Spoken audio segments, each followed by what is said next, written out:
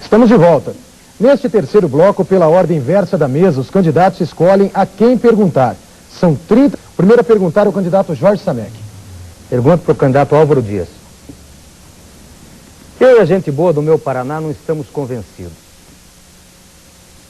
Me diga como é que o senhor se mantém com seu alto padrão de vida, morando num dos melhores apartamentos de Curitiba, próximo de 600 metros quadrados, ter o melhor apartamento em Caiobá, para frente para o mar, automóveis do ano, viajar de avião para baixo e para cima, se hospedar nos melhores hotéis, se o senhor abriu mão de suas aposentadorias.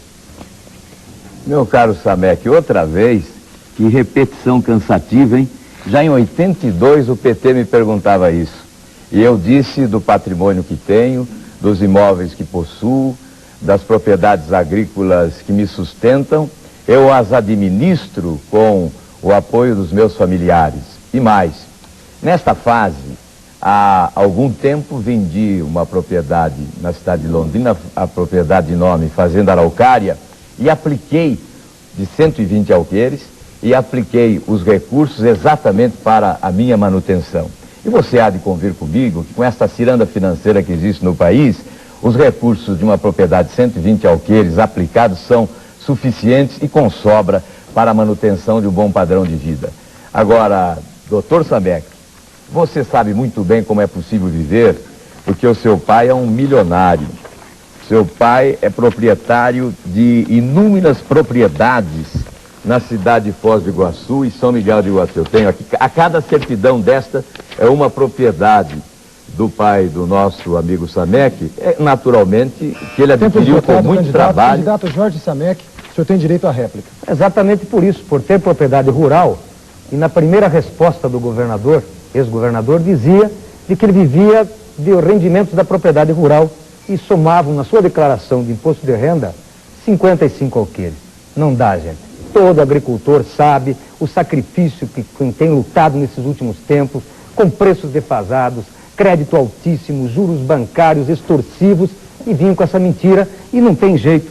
Mesmo com todas as propriedades, não temos nem perto desse pequeno apartamento. Tempo aqui, esgotado, candidato. Mora... O candidato Álvaro Dias tem direito à tréplica. O Samek vai ganhar o troféu Pinóquio de 94. Ele não conhece a minha declaração de renda e, portanto, não pode falar sobre ela. Se a tem em mãos, lê mal, não sabe ler, precisa voltar para a escola, porque eu não tenho apenas 55 alqueires. Samek, você e os seus amigos do PT sempre chegaram atrasados quando eu era governador. Não conseguiram nunca fazer denúncia de uma irregularidade sequer, sem que antes nós já tivéssemos tomado providência em relação às irregularidades. Realizamos um governo no Paraná de lisura ímpar. Grampearam o meu telefone durante quase um ano e nada conseguiram encontrar ouvindo conversas reservadas a respeito da minha conduta moral. Não sei se o senhor Jorge Samek resistiria a uma escuta clandestina, que é um processo fascista que nós condenamos. A pergunta agora, tempo esgota, candidato. O senhor já teve direito à réplica. Vamos cumprir o regulamento, por favor. A pergunta agora é do candidato Jaime Lerner, que escolhe para quem perguntar. Nós tivemos aqui a dupla Zé Rico e Milionário. Mas eu vou fazer a pergunta ao candidato Álvaro Dias. O senhor afirmou há pouco que é uma agressão ao eleitor prometer salário antes de qualquer eleição. Pois eu tenho uma fita na campanha de 86, não tem nenhuma montagem, é sua palavra e tem todas as propagandas de obras que não aconteceram. Tempo esgotado, candidato. Candidato Álvaro Dias. E o senhor promete salário dos professores. Qual é a pergunta aí? Ele não fez pergunta, então eu vou aproveitar para dizer que realmente, nesta campanha eleitoral, ao invés de fazer promessas, eu posso falar sobre o que já realizei.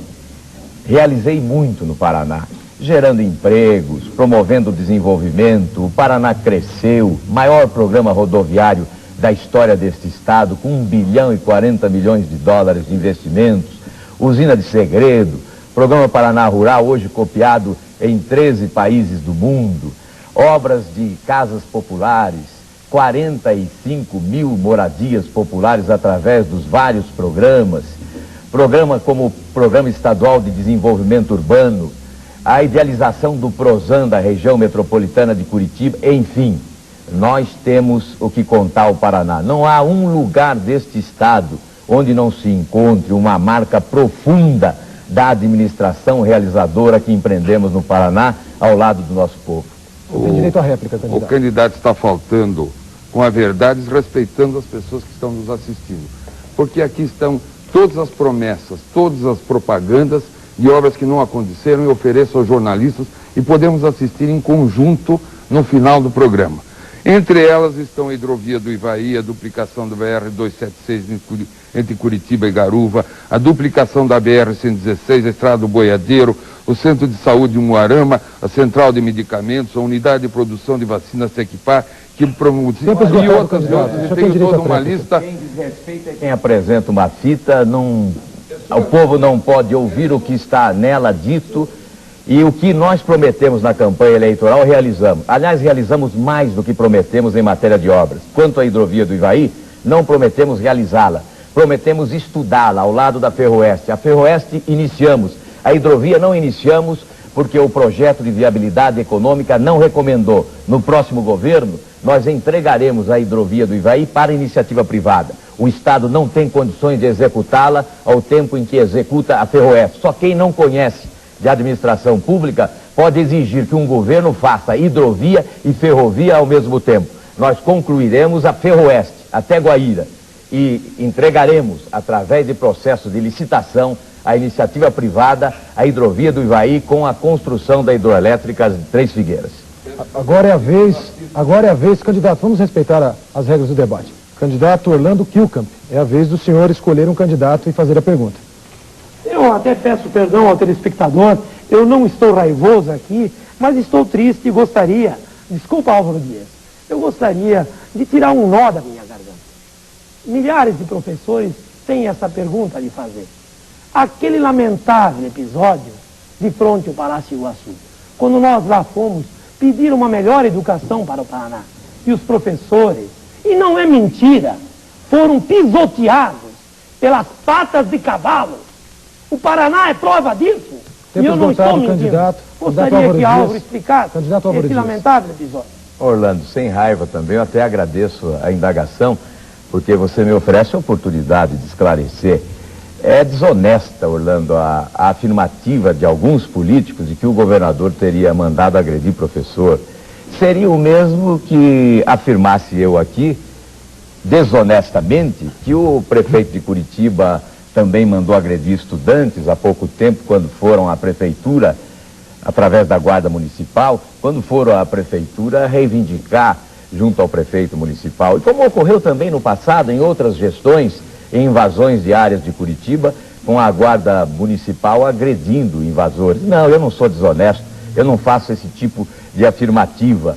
O que ocorreu foi um incidente lamentável provocado por 5 agitadores que vieram de São Paulo, agitadores profissionais que vieram de São Paulo para a agitação naquele dia e foram presos pela polícia do nosso estado. Eu respeito, professor, sou autor da lei no Congresso Nacional que dá aposentadoria especial aos professores e no próximo governo vou demonstrar ao professor do Paraná todo o respeito que devoto a ele. Você tem direito à réplica, candidato. Eu até gostaria, aqui com muita paz interior, arrancar de todos os candidatos, na lente da verdade, que é esse debate, um compromisso para que realmente jamais acontecesse novamente um episódio dessa natureza no nosso estado do Paraná. Um Paraná que é um estado de amor, um Paraná de gente civilizada. Que esse episódio não se repita mais com os nossos professores e com qualquer outra classe de trabalhadores. Porque a agressão é algo violento. A arma da agressão, ela nos deixa triste. Eu sou vítima de agressão de alguma de algum grupo funcionário. Na verdade, o que prevaleceu foi a versão e não o fato. Não aconteceram agressões como propalam. Houve apenas, por desobediência de um soldado, a utilização de uma bomba de efeito moral que não provoca ferimentos. E ela é utilizada em vários acontecimentos policiais em todo o Brasil, por vários governos, e, lamentavelmente, isto ocorreu no Paraná, sem a nossa autorização. Estávamos em Florianópolis, na reunião do CODESUL, quando o fato aconteceu. Mas, na verdade, quando se usa a cavalaria para um acontecimento como este, a cavalaria é treinada não para pisotear, é uma força de expressão que se utiliza para agredir, porque a cavalaria é treinada para proteger e não para pisar em ninguém. E não houve isto que falam naquele dia em frente ao Palácio Iguaçu. Fechando este bloco, é o candidato Álvaro Dias quem escolhe um candidato e faz a pergunta. Eu vou fazer a pergunta ao candidato Jorge Samek. As administrações de Curitiba são responsáveis, foram até hoje responsáveis pela política habitacional na região metropolitana através da Coab. De 85 até hoje, a Coab construiu apenas 2.500 moradias na região metropolitana de Curitiba. Nós temos na região metropolitana de Curitiba, portanto, por responsabilidade de administrações da prefeitura curitibana, 10 mil famílias em áreas invadidas. Qual é a sua proposta para isso? Candidato Jorge Samek. Vamos regularizar essa situação. Temos um compromisso absolutamente sério com a questão da moradia. Nosso plano prevê uma ampliação a nível de Estado do programa Casa de Família, um aperfeiçoamento para levar esse programa também para a roça, para o filho do agricultor. Vamos também contar com toda uma renovação, nós vamos entrar fundo nas questões das áreas ocupadas para poder chegar nessas favelas, chegar nesses cortiços e dar uma vida digna, levando água encanada, organizando ruas, trazendo luz elétrica, enfim, fazendo todo um trabalho de estruturação que precisa ser feito nas áreas ocupadas. Assumo o compromisso aqui, no meu governo, essas áreas que hoje abrigam 230 mil pessoas só em Curitiba e região metropolitana, vão ter um tratamento diferenciado e eu vou regularizá-las todas. Vamos colocar instrumentos para que possamos, além de trazer todo esse conforto que eu me referi, colocá-los, transformar em bairros da região metropolitana e de Curitiba. Esse é o nosso compromisso e é nessa direção que nós vamos caminhar. O governo do estado não agia na região metropolitana por força do que estava estabelecido. A Coab era responsável. O atual governo assumiu agora a responsabilidade pela política habitacional nos municípios da região metropolitana. E nós também pretendemos implantar na região metropolitana todos os programas do governo estadual na área de habitação.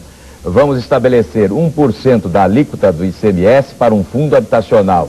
Isso significará 5 milhões de dólares mensais para a aplicação nos diversos programas habitacionais também na região metropolitana. Nós vamos também acabar com essa especulação imobiliária.